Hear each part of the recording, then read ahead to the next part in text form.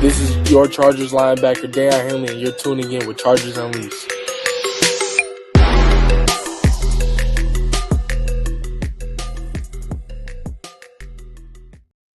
Welcome to another edition of Chargers Unleashed. Jake Hefner and Dan Wolkenstein here with you from the LA Football Network. If this is your first time tuning in to the show, make sure you hit that like and subscribe button on YouTube. We also follow us on Facebook, Twitter, Instagram, Spotify, and Apple Podcasts. Dan Wolkenstein, good morning. Happy Sunday to you and everyone that is joining us in the chat.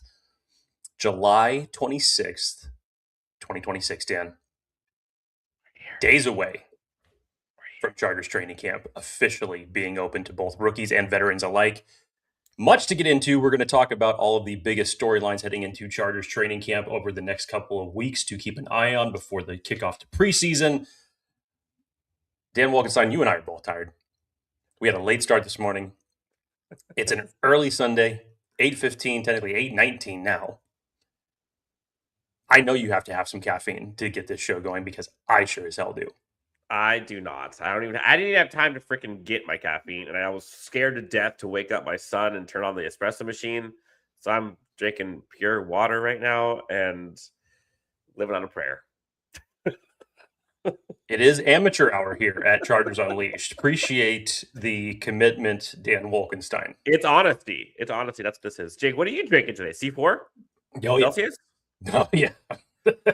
Something's got to get me up this morning. That's impressive. Folks in the chat already giving us shit for being late. It's all good. Yep. About time. We deserve it. Happy 1973. We'll Hello. Folks in the chat, let us know what you are drinking, eating this fine morning. Smoking. Just wait for whether that's pretty good here. Jake, lots to get into today. Training camp. All things training camp. Big storylines to come. We'll go through a bunch of them. Jake, before you go any further, everyone's favorite question. Are you ready? I'm on pins and needles.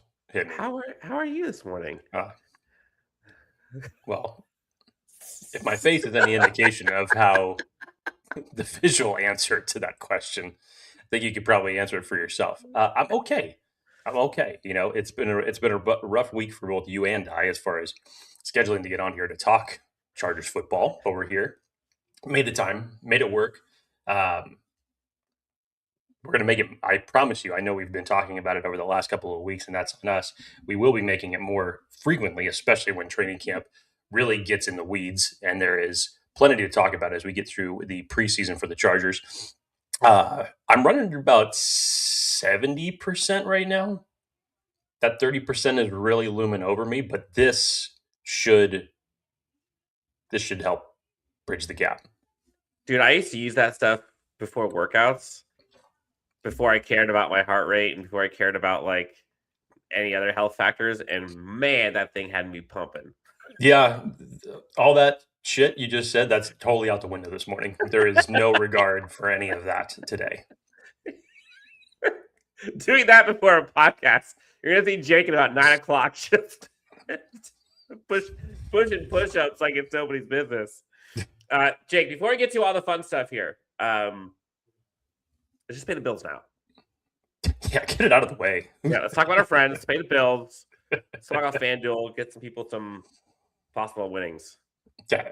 Well, the betting does not stop for the NFL, even in the offseason, and FanDuel gives you plenty of ways to stay in the action with NFL futures. One bet that you should have, that should have Chargers fans paying attention, rookie defensive lineman Akeem Mesidor is currently sitting at plus 1,400 odds to win Defensive Rookie of the Year. If you believe Akeem Mesidor is ready to make an immediate impact and become the next breakout star for the Bolts, now might be a good time to get in before those odds start moving. So make sure that you go over to FanDuel and use the promo code ChargersLAFB for your chance to win, and let them know that Chargers Unleashed sent you.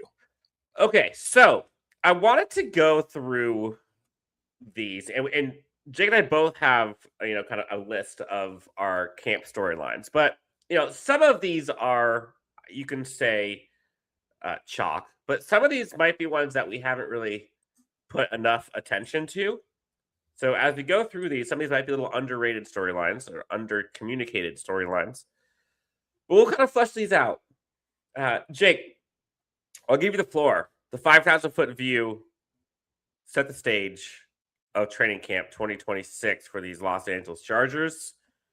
New offensive coordinator Mike McDaniel. A bunch of new weapons. Go. Short and simple. Got it. Again, it's not, you don't really set a high bar for yourself to clear coming out of the smoke of Greg Roman's offense from the last 2 seasons. From the ashes. Yes. But when you insert a Mike McDaniel into this offense with Justin Herbert as your quarterback, and the pieces that have already been put in place seemingly around him over the last, let's call it 3 years, the room to amplify everyone has now been lifted. You could go through any offensive player that you want. There is a reasonable case to say that their impact on the football team is going to be greater because of this individual. Running game, especially. Omarion Hampton, coming back healthy now, is going to excel under Mike McDaniel. And as much as he's going to run the ball, it's going to be paired with how the offensive line scheme is now blocking. Keaton Mitchell, the entirety of the running back stable is going to eat, in my opinion. The offensive line is going to become a much different type of animal. The wide receivers and tight ends, you could arguably say the tight end group with Mike McDaniel as your head coach could be the most impactful offensive group for this team. That's 3 really good tight ends. It's pretty damn deep. Not a lot of teams have tight end groups that are that deep and that talented. Dan, look at the wide receivers. We're all chomping at the bit to see how Ladd McConkey is going to look under a Mike McDaniel offense and the way that he's going to scheme to get him open. Go beyond that. I'm excited for Trey Harris. I'm excited for Quentin Johnston in a Mike McDaniel offense. I'm excited for KLS in a Mike McDaniel offense. The look and feel overall of this team, and all roads obviously lead back to Justin Herbert, but the look and feel of this team is going to just display so much differently to the fan base this year. And that's the intrigue. Because again, the bar's not that high to clear, but how much are you going to clear it by is what really is going to be the answer. Yeah, and I'll kind of piggyback off that as we set the stage here. Like there's the macros and the micros, right? There's the macros of the Mike McDaniel effect and how it trickles down to everyone. Then there's kind of the micros of the individual pieces that we'll be watching for. We talk about like the truck and the trailer analogy at times. And, clearly Justin is a truck driving the trailer, and Mike McDaniel is another truck driving this trailer. But that doesn't mean that the trailer and its components aren't important, right? Like, there are some individual components to this season that will be dictated by very specific people or position groups. And so, like, I think under every microscope among every Chargers fans is going to be, what does Mike McDaniel's offensive line look like? What does Mike McDaniel's running game look like? What does Mike McDaniel's explosiveness on offense look like? What does Mike McDaniel's pass protection scheme look like? All of it can kind of be orbited around Mike McDaniel. But you still have to have those pieces in place to execute what he's wanting to do. Now, does he provide you a little bit of an insurance policy to where you don't maybe not have to have the greatest guard play Can he protect Justin a bit by giving the ball out of his hands quicker than most? Sure. But, like, don't get it twisted. Like, the players matter, too. And so as we get towards these storylines, we can talk about Daniel a bunch. We haven't even talked about the Chris O'Leary effect or the lack of Jesse Minter effect, however you want to call it. But there are so many intriguing storylines with how these coaches will imprint their fingers all over this roster, both from a hardline roster as well as how that roster plays. And so, make no mistake about it, this is a very pivotal year for this organization, for Jim Harbaugh, for Justin Herbert. Like, this is kind of I don't want to say make or break, but it's trending in that direction, right? Like, this team has to get over the hump. And Jake and I have on a record. Like, we both believe this year they have the tools to do it. Period. Will they? That's where this storyline list comes to a head. Because it takes not just the stars, but some of the guys in the underbelly of the roster. Some folks probably coming from practice squad, These guys will make a difference. So, as we get through it, aside from the obvious, Chargers fans, let us know what your thoughts are. Who's your biggest storyline? Or what is your biggest storyline? Doesn't have to be obvious. It doesn't have to be big. It could be small. It could be backup, practice squad, whatever it is. But what's one that you're most intrigued about? Jake, where do you want to start? What's your first storyline? You're driving the truck. I think we kind of hit the first storyline there, was the Mike McDaniel effect. So, surprised me. Okay, I'll go, I don't want to say obscure, but I'll go one that I personally am excited to see. Let me see if I can find, there we go. We talk about, like, Last Chance U. You see it all over the place. But, like, this might be the last chance, which is crazy to say for a player that I think all of us, but definitely myself included, had such high expectations for. Like, not too long ago, Junior Colson was arguably the best linebacker coming out of the draft, coming off of a championship defense that was owned by Jesse Minter, who came to the Chargers, coached by Jim Harbaugh. We all know the off-the-field stuff that is stellar for Junior Colson, his background, his upbringing. Greatest kid you can imagine. I was on record saying I thought he was going to be the most impactful rookie for this team, and didn't happen. Mostly due to injury, but this is a results-driven business. Fast forward, season 2, same thing. Now we're on season 3. And this roster is kind of passing him by. It can continue to pass him by if he does not step up here. And so, for me, how does Junior Colson respond? And what opportunities will he have to respond at training camp? Because right now, you could argue he might be on the outside looking in for just a roster spot, let alone playing time. Dan, do me a favor while I get into this. I want you to go back and pull up the linebacker group again so that everybody knows the real context here. Yeah. I'm fully in agreement here as far as this being Junior Colson's final opportunity. And it's for a multitude of reasons outside of ones that he necessarily can't even control of coming into this training camp. Because obviously you have Deion Henley, you have Denzel Perryman, you have Troy Dye, who has emerged as a great third option for you at linebacker. We saw how Delshon Phillips stepped up tremendously as a special team ace for Ryan Fitkin.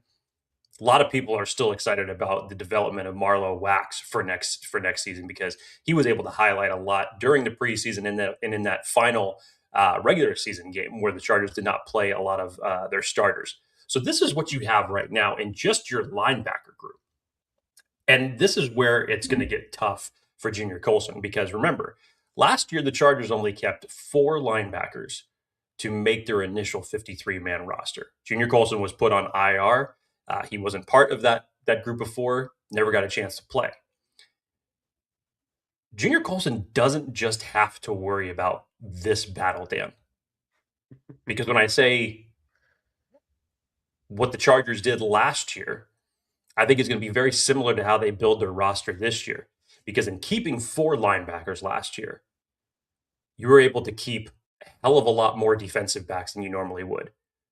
You kept Eric Rodgers on the roster, and he had just injured himself in the second preseason game, but the Chargers did not want anybody to get him.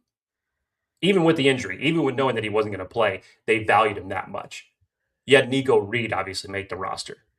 In my opinion, you're still going to be keeping the same amount of defensive backs that you kept last year. Your defensive line, edge and interior defensive line alike, has now been reloaded.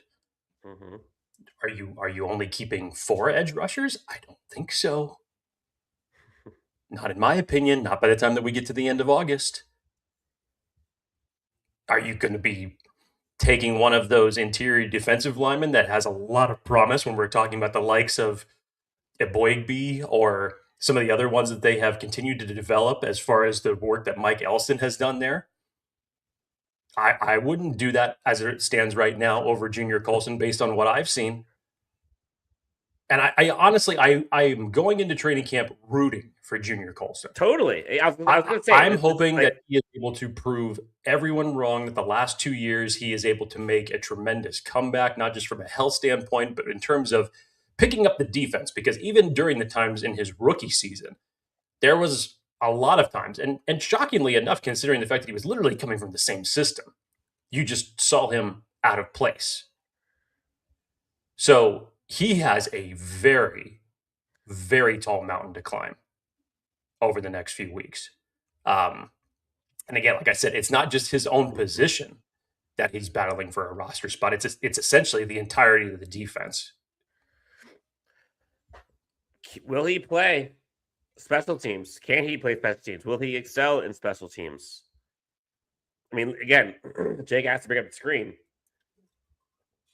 Dayon, Denzel, Troy Dye, those are the locks. I think Delshawn is obviously a lock.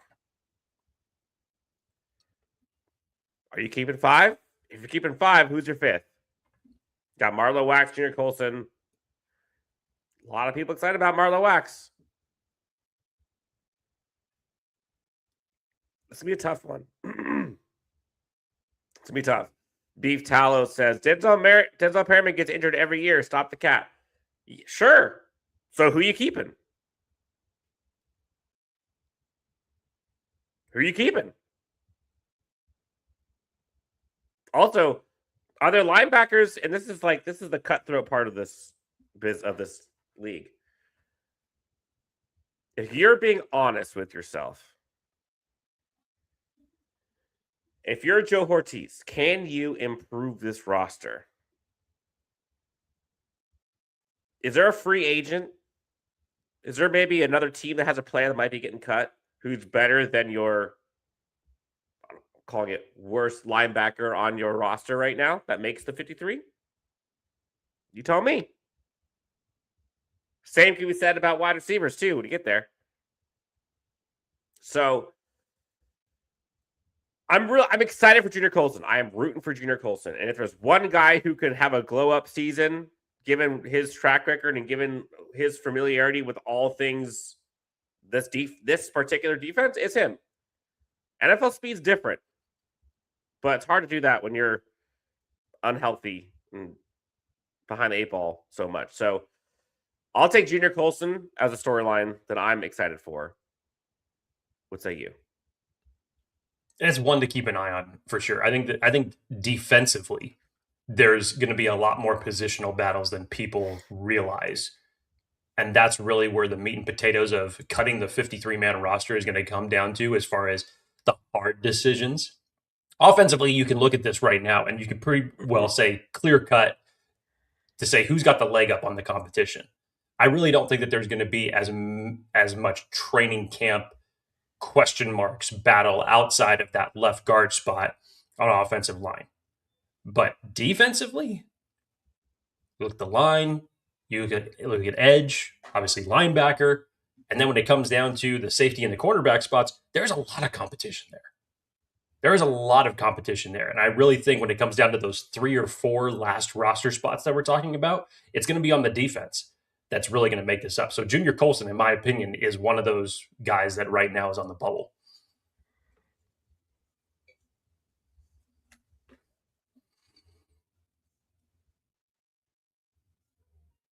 Rashawn Slater looks like 2 of Darius Davis if you just put them side by side right now.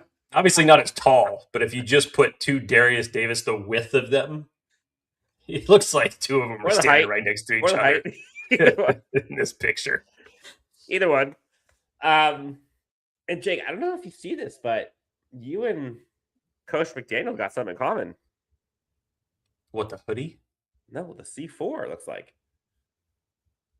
Is that a C4 he's drinking? I think it's C4. I know. I think you're right. I never caught that. Well, wow. Hell yeah to Coach McDaniel. Good for him. Yeah, offensive line kind of makes difference. No way. Kind of makes a difference. Especially when you're going for the likes of these 2 all-pro type to what we saw last year. I mean, that's like a Grand Canyon chasm of a difference. You know, if there's one thing that Greg Roman and Mike Devlin did last year, is that they probably put out enough bad film for offensive linemen to literally create a tutorial that any offensive line coach anywhere in the world could splice together to say, this is what we don't want to do. This is how you don't protect your quarterback. It's we talk like 30 for 30, 2025 Chargers offensive line struggles. Whew. That would be brutal. How many times did Justin Herbert get hit? Was it 100 and I thought it was like in the 120s or something like that. I can't remember. Stupid. But just call it like 30 for 30, 121 hits. 30 times 30, number of hits that Justin Herbert took. Jake, Athir is here with a $5 donation, and he comes out guns blazing. Shocker. Bold prediction. F the schedule. Bolts go 13-4. Why not us? I'm not scared of the Ravens. They're frauds. Bills don't scare Athir. Ooh, he's talking first person now. Why not us? Why not us? I like it. As much as, and I love you, my baby. As much as Athir is known to get a little extreme with his takes, and his optimism is very high, I understand this one. I'm sorry, I don't know. Late, I was sleeping.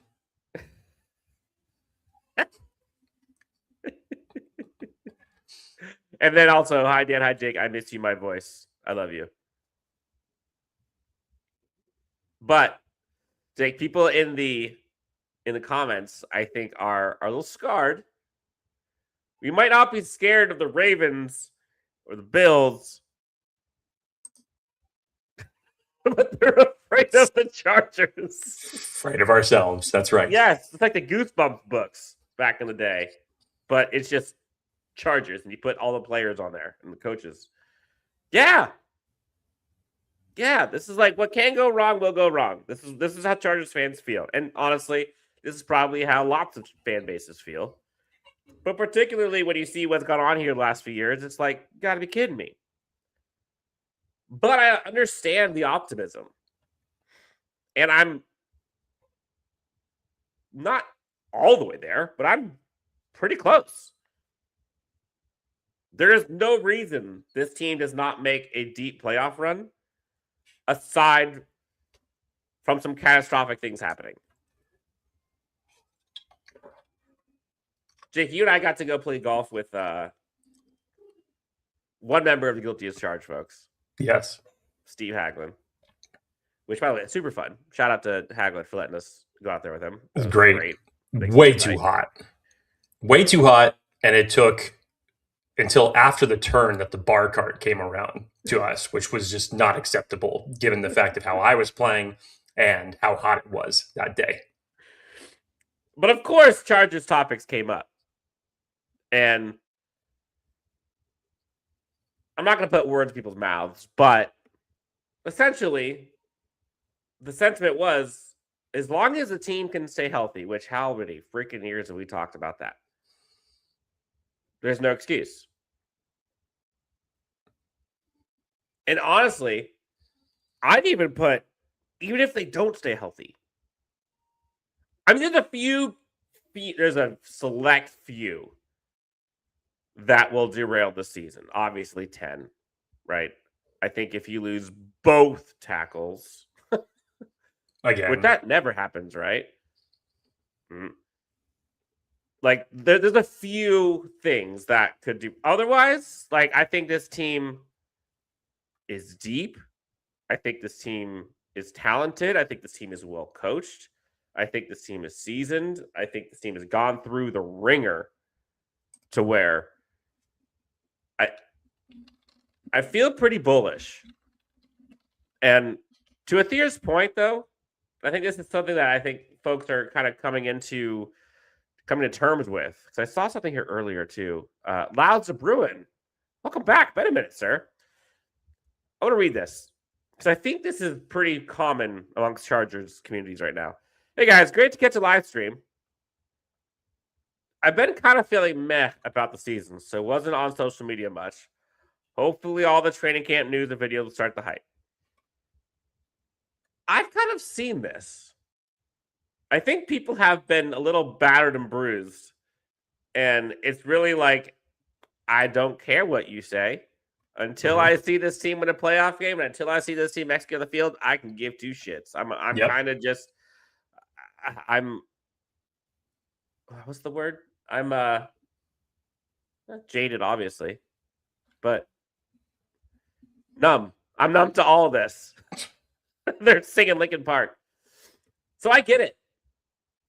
So that's like another training camp storyline is like, how is there, I guess maybe this question for you and for folks in the chat, Jake, is there anything that can happen this training camp that can get you to change your level of optimism or pessimism? Is there anything that can show itself during training camp that can get you like, oh, actually, no, I'm in, or I'm more in than I was? And that's a weird question, but like, I think as we come to see Chris O'Leary's handle of the defense, and again, we've been saying it since the hire took place, and obviously once the draft was all complete, that there shouldn't be that much of a shift in terms of overall scheme with Chris O'Leary. Coming from the Jesse Minter coaching tree, he knows what he needs to do in terms of how valuable 3 edge rushers are to making his defense work, and best believe he's going to have Khalil Mack, Thule, and Akeem Mesidor on the field at the same time. I do think, based on kind of what you see during his coaching time at Central Michigan, I do think he's going to blitz a little bit more, which it did kind of take Jesse Minter a little bit to turn that up in certain situations. So I'll be interested to see, just really, while I have optimism for Chris O'Leary, I think if you get to the midpoint of training camp and you see the defense just really looking like they did not miss a step at all, it virtually almost looks as aggressive as what Jesse Minter does, if not more aggressive, then yeah, my optimism would probably be turned up. There's no way that I can look at Mike McDaniel and look at that offense and say, outside of injuries, that anything should fail from there. Mike McDaniel, I have no question marks about how he is going to scheme up Justin Herbert, improve his play, and improve the offense in general. Chris O'Leary, I don't necessarily have pessimism. It's just unknown. It is an unknown. Personnel's still the same. The coaching's different. But overall, I'm confident in it. We've talked about it so many times. It was essentially like one of those 11th hour out of left field hires.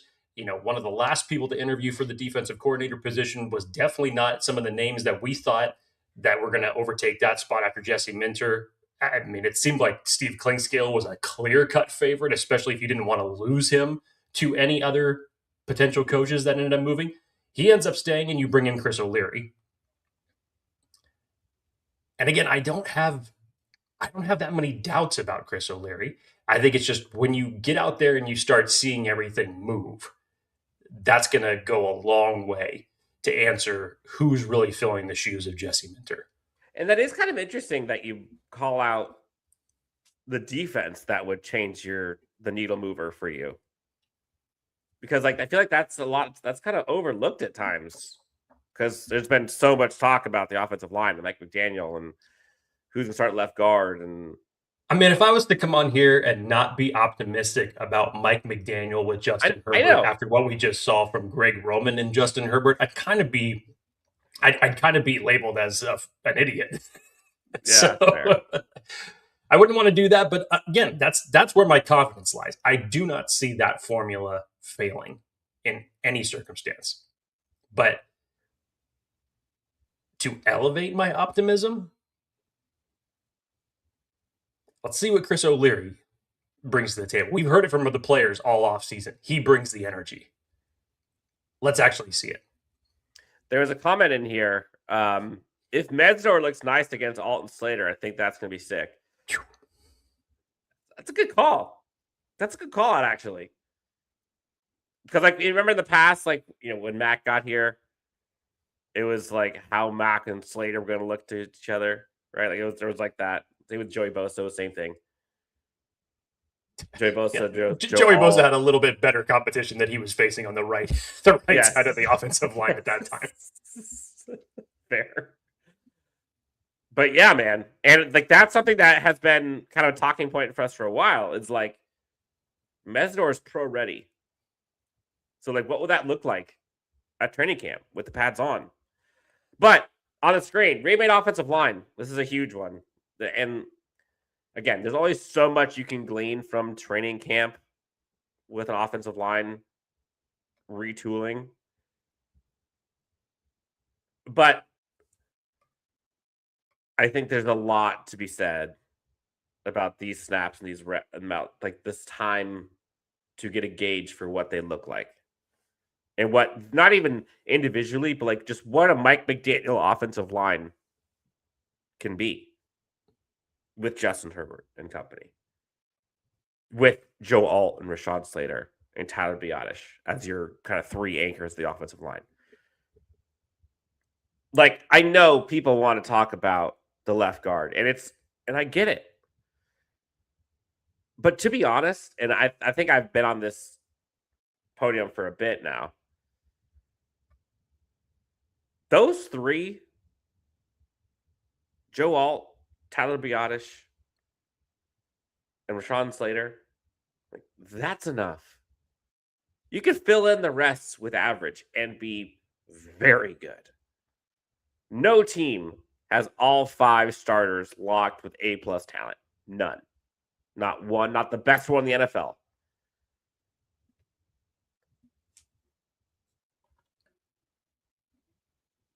I'm excited to see, and I guess to double click on the offensive line. I think Rashawn Slater's health is another one. How much of Rashawn Slater are we going to get this year? As optimistic as I can be, are we going to see all-pro Rashawn Slater out the gate with what he went through last year? The fact that he and Joe Alt have been practicing the last several weeks and getting back to drills at this point of the year, especially for Slater after the injury that he sustained, you couldn't ask for better timing, in my opinion. Agreed. You want to Agreed. elevate your optimism? The fact that Rashawn Slater was back to work on field, albeit non-contact, but still just back out there at this point in time, that's a great sign. Huge. Obviously, left guard competition going to be a big one. Is Cole Strange going to be good enough? Which I think he will be. He was handpicked. But and I can even extend the offensive line to just all of the folks who have been brought in to help give lanes for this running back squad and protect 10. You could look at Charlie Kohler, Alec Ingold. I mean, it's pretty wild when you think about the resources that were poured into protection in general. It only took him a year to figure it out. I mean, going back to that playoff game, all 5 starters. All 5 starters are different, which is wild. So, offensive line, another one. Jake, what's left? What's next? Hit me. I get to make all the choices. This is great. Yeah, you get to make all the choices. This is fun.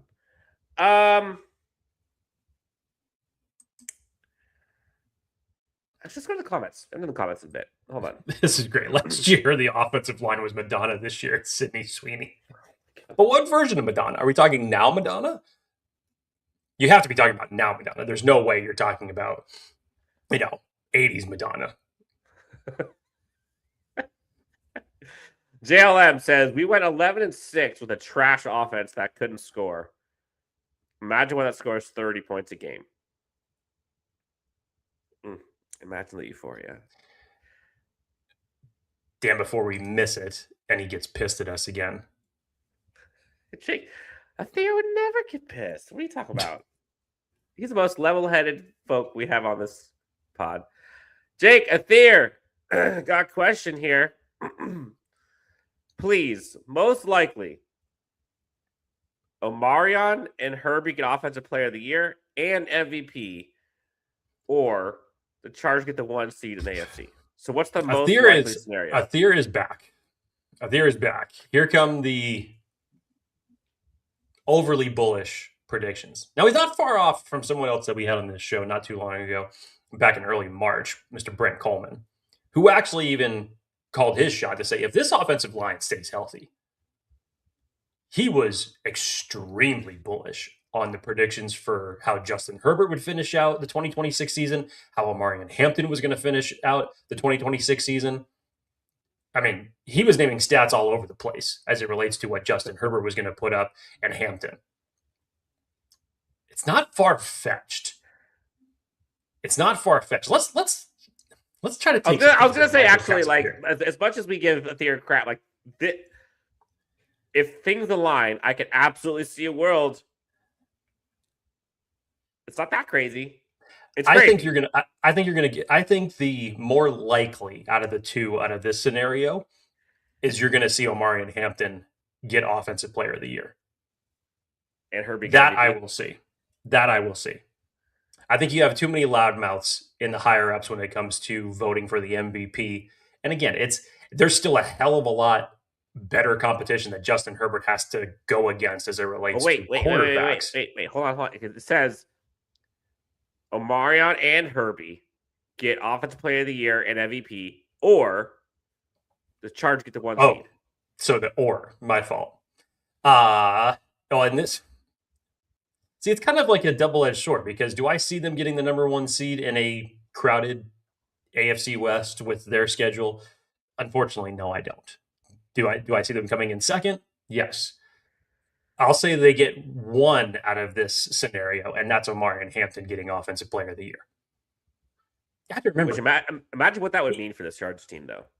Even what we saw in the small sample size of Omarion Hampton last year, he had the most yards after contact last year in his rookie season. And that's saying something, considering how bad the offensive line was, that he was still able to do the things that he did.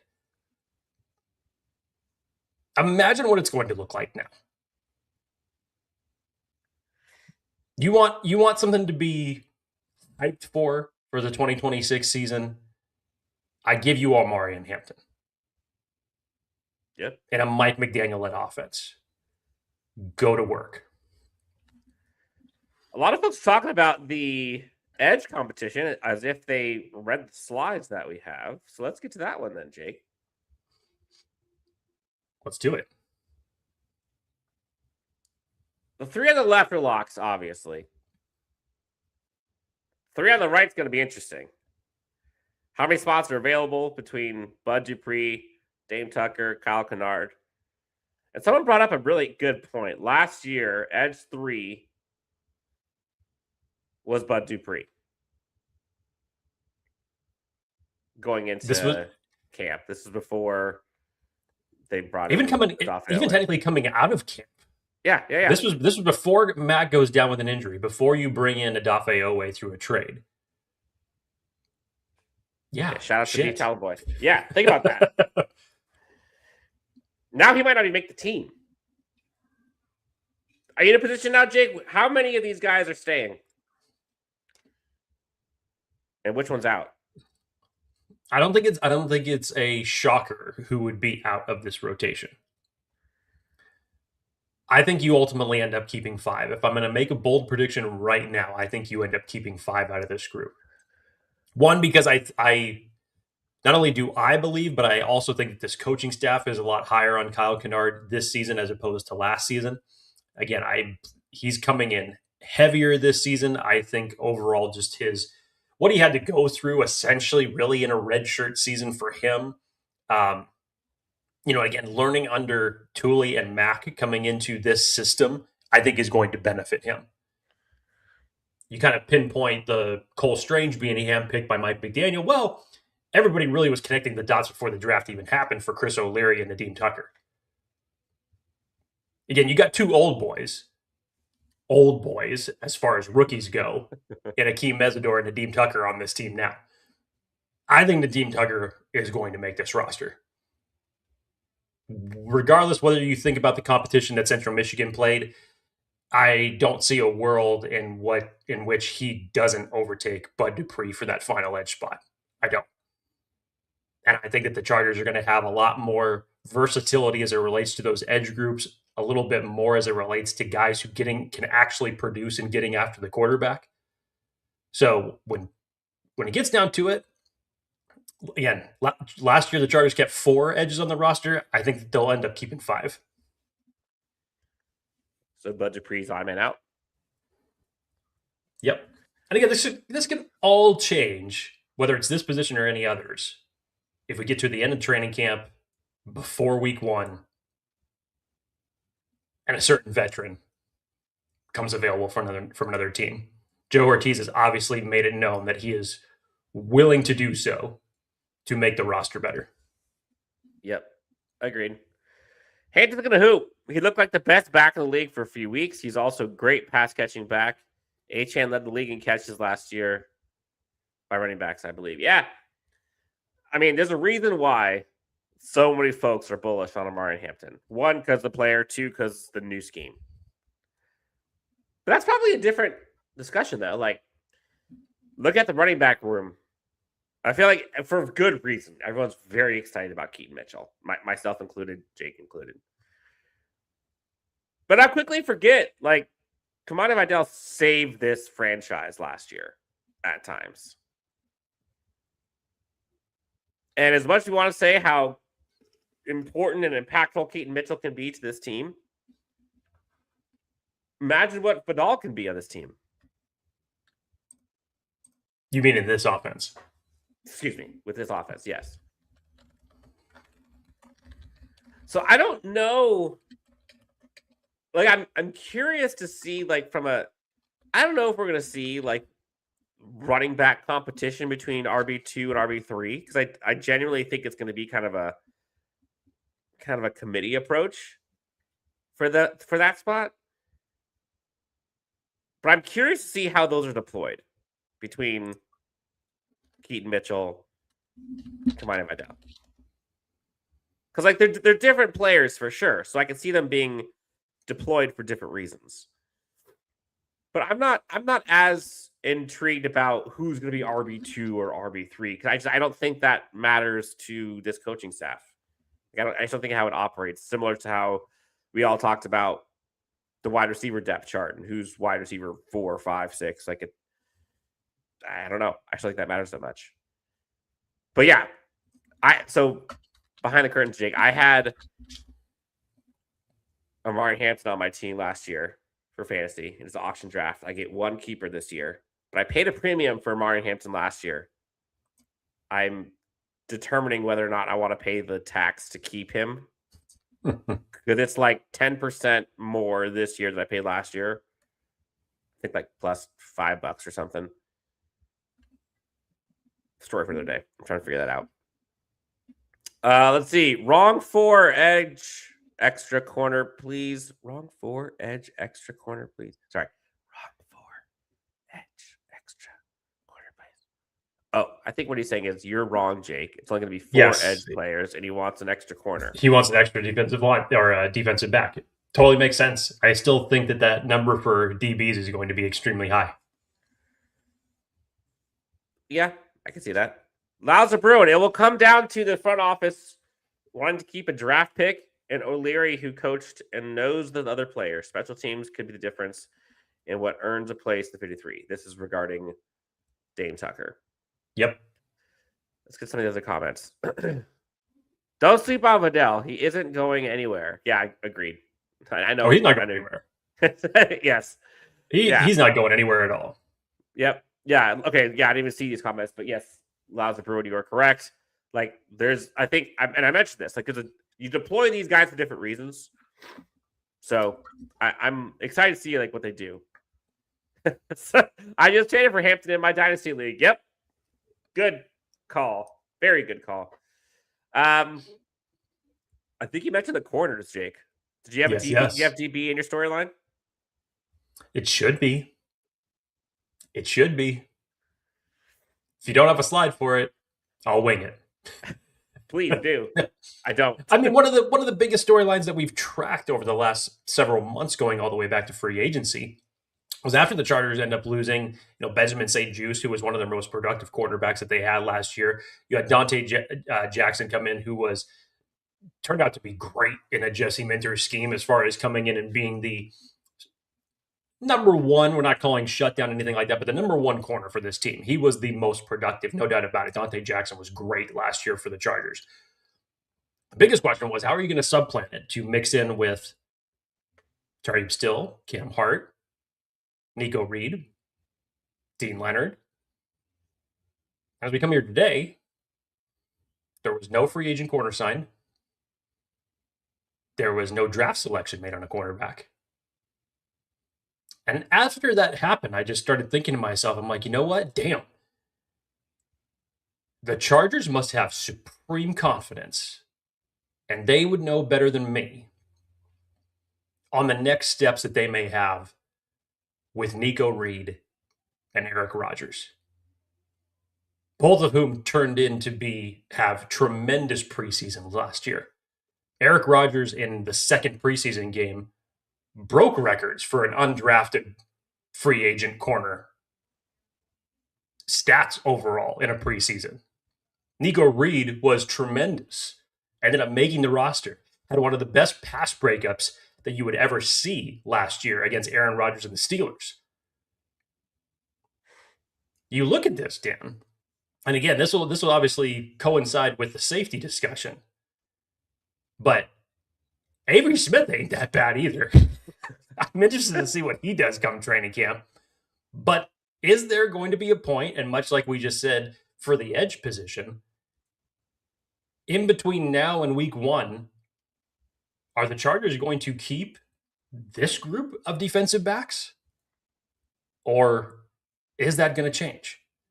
I'm curious if there's like an ace up their sleeve here as a potential trade candidate to bring in. Oh, you're talking about for another team. Yeah. I don't know who or when or why. But I kind of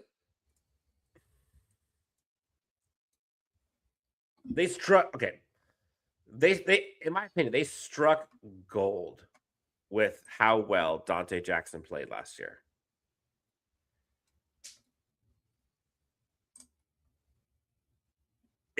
What are the odds that he's going to be that good again this year? I hope he is. Scheme's not changing. Scheme's It's still not his own defense. It's But the still chances- what he does best. Yes, but the chances of him doing worse are, I think, in my opinion, are higher than the chances of him doing better. And so, as much as I love Tarheeb Still, Cam Hart, Dante Jackson as like that nucleus, right? Like I think that's a great trio. That is hoping that Dante Jackson stays to his form at his age.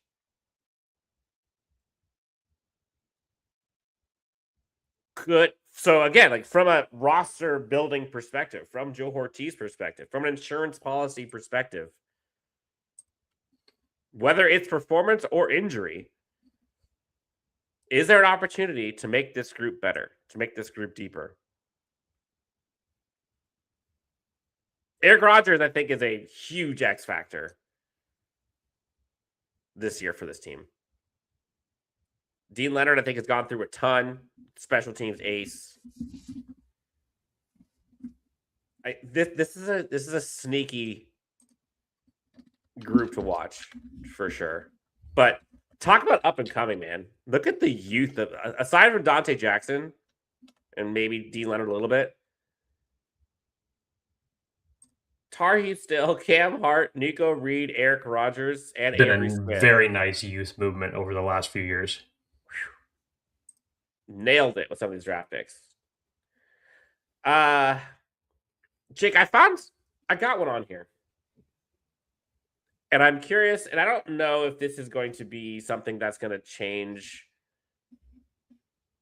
We haven't really talked about Jake Slaughter much on this, but I think that kind of folds into the offensive line storyline. So like that's part of this. Like, will Coyote win, or will Penning win, or will Jake Slaughter end up winning? Like, I don't know if we're going to find that out at training camp. Like, that's just not something we can really ascertain, at least in my opinion. But I am curious, of all the receivers that this team has, I'm wondering what Quentin looks like. Both from like a scheme perspective and like what he's going to be playing, how he's going to be playing, where he's going to be playing, but also like just for him as a player, right? Like, you just got your 5th-year option picked up. This is a massive, massive money opportunity for Quentin this year. So what will he end up being this year? Like, I don't know if I know the answer to that. Like, is he going to be the clear-cut wide receiver 2-3 option for this team or any team moving forward that makes, well, hell, still, it's going to be insane money because this league is insane, but probably $20+ million a year? Does Mike McDaniel help him go bonkers this year? Turns into $30 million+? Like, as wild as that sounds 2 years ago, like, now that's not that far-fetched. Could happen now. But that whole receiver crew, like, Ladd seems to be perfect for this new offensive coordinator. Like, just literally perfect. I cannot wait to see what he looks like. Brendan Thompson, we'll see. KLS, love it. You mentioned it earlier. Like, the whole wide receiver group, there are things that each of them do that I'm sure Mike McDaniel is just salivating. Like, do they have the Tyreek Hill, Jalen Waddle duo in terms of like top tier? I don't know. No. Right now, no. But we'll revisit that at the end of the season. It's an interesting one to watch, Dan, because I think in general, you can elevate that to the wide receiver discussion. Because again, I think that everybody is going to see an uptick overall in production in a Mike McDaniel offense. I think if you start thinking about the top 3 receiving options that you have on this team, all 3 of them are so versatile as far as what they can do. Ladd, we know what he can do inside, even outside. We've seen that production happen there. Trey Harris, great contested catch wide receiver, but he can also play inside, outside. Quentin Johnston over the last couple of years in Sanjay Lal, we know what he's benefited best at in terms of those crossing routes over the middle, gaining yak. Last year, he was able to show more production in those flashes as your outside receiver. Not much, but it definitely was trending upward. And again, I think the work that Sanjay Lal specifically has done with Quentin Johnston, specifically over the last 2 years, has benefited him tremendously. And then you have KLS and Brandon Thompson, who are essentially going to be your downfield threats, running your go routes all the time. Q is going to be an interesting one, though, because you've heard Mike McDaniel talk to him specifically, talk about him to others in terms of knowing who he is, his athletic ability, what he's good at. How is that going to translate into winning on every single snap? I think he's going to have a plan. I think there's actually going to be some things that are going to be surprising us about Quentin Johnston this year. I agree. And honestly, and I think this has always been Quentin Johnston's, I don't say kryptonite, because there's a comment in here that says, "Mo, Mike will fix QJ." Like, Quentin's also already gotten pretty darn good. Like, he's fixed a lot of things already. So, like, I think QJ has fixed QJ a bit too, along with Sanjay Lal. But I have no doubt that Quentin will be put into opportunities to succeed. I have no doubt that Quentin will be able to find himself open across the middle and take it 70. The question has always been, when that ball gets to Quentin in those pressure moments, we all know it. Let's just call a spade a spade. That's the question. Will he execute? In those big moments, like, will he rise up? 2 years ago in the playoffs against Houston didn't happen. I was just thinking about that. Got bullied. Last year in the playoffs. Bullied. Didn't happen. So that is what everyone is waiting on. Does he have all of the attributes and the physical yes, like, everyone knows that. He's improved tremendously with his catching as well. It's just a matter, and he knows it. Everyone will tell you. Like, let's not get it twisted. It's just when the lights shine bright, will Quentin deliver? And last year, for the most part, yes. For the most part, yes. So imagine what that next level jump looks like. Could we see 8 touchdowns, 1,200 yards? I could totally see it. Totally. I do think they'll probably have 2,000 receivers on this team. As long as everyone's healthy. Or maybe not. Maybe Mike McDaniel just goes, you know what? F it. I'm going to have 8 dudes catching 700 balls. That's what I was going to say. 700 yards. Five wide receivers are going to fall between 700 and 800 yards. 6 touchdowns apiece. That'd be great. I don't give a shit how you want to balance. Screws over my fantasy team, but whatever. F it. It doesn't. Yeah, fantasy will be hell as it relates to the Chargers as far as one football going to Marion Hampton, any of the 3 tight ends, your entirety of your wide receiver group. That's going to be tough to figure out. Yep. Q's going to be a yak monster this season. I agree. Jake, you got maybe, I don't know, 10 minutes or so left here. Any other key storylines that you are thinking want to bring up today? Pull up the safety group, Dan. That's a fun one too. Cue the safety group. Because in my opinion, the safety group in general as it stands right now is so good and so intriguing. And it's basically going to be because you have Derwin James, who's such a versatile chess piece to the defense, who is going to see himself as a nickel DB in plenty of times this year. I'll say safety, corner, Calder, whatever. He's everything. Whatever you want to call it, put him at defensive tackle. He'll do it. He'll figure it out. Who's going to be the safety that steps up in those type of situations where Derwin's dropping into nickel?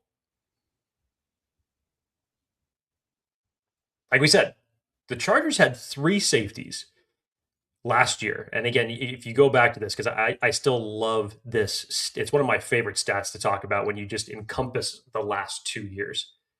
2 years ago, when Chris O'Leary was coaching this group specifically, the Chargers safety group finished 3rd in the league as a safety group on defense under Chris O'Leary. Chris O'Leary goes off to Central Michigan to be the defensive coordinator. You bring in Adam Fuller from Florida State, and not only does he exceed expectations, he takes the safety group to number 1 and has 3 players that are on this screen right now end up in the top 30 in coverage. Derwin James, Tony Jefferson, R.J. Mickens. And R.J. Mickens was actually middle of the pack, ended up higher than Tony Jefferson. I mean, that's saying something, man. And now you bring Chris O'Leary to coach the defense, that he's very familiar with the safety group. A lot of the safety group was very hyped for him returning. Insert Genesis Smith, who is a ball hawk. I have compared his attributes to what we all thought of when it was Derwin James and Nasir Adderley, just as far as how they could complement one another. Again, Genesis Smith has a lot of work to do as far as the tackling goes, but in terms of his ball hawk and finding it, he can do that. Does Elijah Molden bounce back to 2024 form? Obviously, staying healthy for him is the big question. Kendall Williamson, who made the squad last year by being on special teams. Damn, there's a lot of talent here and a lot of intriguing storylines just wrapped up in this group alone. One thing we do know, Tony Jefferson is making this 53-man roster. He is making it this time. There should be no doubt about it that he is making it. I freaking hope so, man. Good God Almighty. Like, there should be no questions from this day forward over the next 4 weeks. That should be anything more than Derwin James is a lock, obviously. Tony Jefferson is a lock. Good God. Yep. Do not keep that man off the field. Pappy wants to know, are you going to training camp? Yes. Absolutely. A lot of people like R.J. Mickens. Good. I love that. Jake, are you going to any games this year? That is the plan. Do I know which one yet? No. The only game that I know that I'm going, the only game that I know that I'm going to this year is in Kansas City. Never been. Heard it's amazing, obviously. So I will be. You know what's crazy about that week? Because that's in October, right, Dan? Yeah. I will be on a cruise in Europe when that game comes on. It will come on at 10 p.m. local time. Which means you're not going to watch it. And that means they're going to win. Who do you think I am? Well, I know how this goes. Every time you've not watched the game, they will end up winning. That's not true. I watched both Kansas City games last year, and they won both of them. I know. But remember, you talked about... Oh, wait, hold on. Context. So Jake's thing has been, and I'm probably going to butcher this, but anytime you've watched the Chiefs game, or have not watched the Chiefs game in a primetime game, they've lost. Mm-hmm. You're close. That's what I'm getting at, right? You're okay, close. What was it? So when they got their asses handed to them by the Philadelphia Eagles in the Super Bowl, I did not watch that Bills game. That was the, Josh Allen Superman game. I was in Hawaii during that game. Didn't watch it. I didn't watch the Houston Texans game that they had. That was towards the end of the season. Didn't see that. And then when it came to the Super Bowl, I went to Disneyland. That's right. And Patrick Mahomes and the Kansas City Chiefs got their asses handed to them. It was pretty vindicating, actually. It felt good. But both times that I watched the Chargers play the Chiefs last year, they won. So I don't know. Maybe I shouldn't watch it. Maybe I should watch it. All I know is that 10 p.m. local time for where I'm going to be for when that Chiefs and Chargers game's on in Arrowhead. Yeah, I'll find a way. Look for this stupid mug in the stands. It's going crazy. This is a good way to close it out. Couldn't be more simple. How does the offensive line come together? And can we finally avoid serious injuries? If those things happen, I expect this will be an epic season. I wish I could say it's so simple. You have to believe that there is a reoccurring theme with a certain team that may have just gotten a blood curse put on them when you've been talking about injuries and the hypothetical, can they stay healthy in X year, when we've been talking about it for God knows how long. It's hard to believe that you get one position group that is hit that much with injuries as the offensive line got hit with last year to have that happen 2 years in a row. But even still, I think they're in a better position from a depth perspective and a starter perspective to handle that than the personnel group that they had for that last year. I agree. That's what I'm saying. Even if they're not healthy, I think they're in a much better position this year. Next season prediction, Jake. Someone says 15-2 for the Broncos, 9-8 for the Chiefs, 8-9 for the Chargers, and 4-13 for the Raiders. All right, so it's not a Raiders fan, so we know that much. It's probably a Broncos fan. I like the Broncos. I think that roster's nice. But, go back to that 2025 season last year. They had some fluky-ass wins, man. I don't see that coin flipping heads 2 years in a row. AFC West is going to be so much more competitive this year. So much more competitive. I know I hate the Raiders, but actually I'm excited to see what they do. There's a lot of storylines over there in Vegas, too. Tons. Oh, look. Broncos are going to regress. Yes, I agree. Jake, this is fun. How are you feeling after that C4? I feel a lot better now. I'm about at 90%, up from the 70%, which is good. But no, this one was fun, Dan. We got training camp right around the corner that officially kicks off for everyone on Tuesday. Obviously, when the training camp officially opens, Dan and I will be out there. We will find one of these weekends over the next couple of weeks to go to. Most likely not this coming weekend, but the following weekend, I think, is what Dan and I are targeting. But one way or another, we will make it out there. We'll be looking forward to seeing everyone who comes out. And obviously, as we watch this team progress over the next few weeks of the preseason to have them gear up for week one, Dan, we'll be in the thick of it. Can't wait. We will be.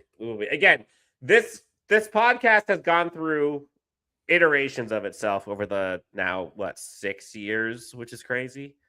But, I was the eternal optimist.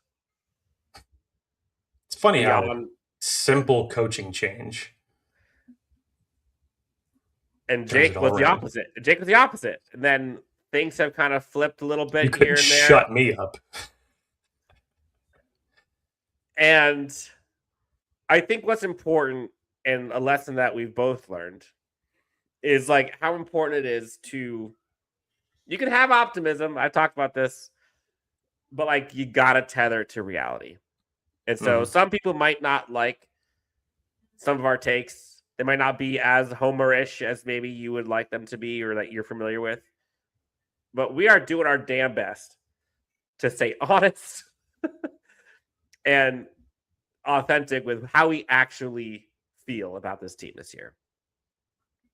And we will continue to do that because this team has put us through some things. Let me tell you. But look, this is gonna be a fun off-season, fun training camp. Lots of storylines. We talked about some of them we didn't even get to today. But the thing we can all agree on, Joe put in the chat, FTR, family, trust, respect. There you go.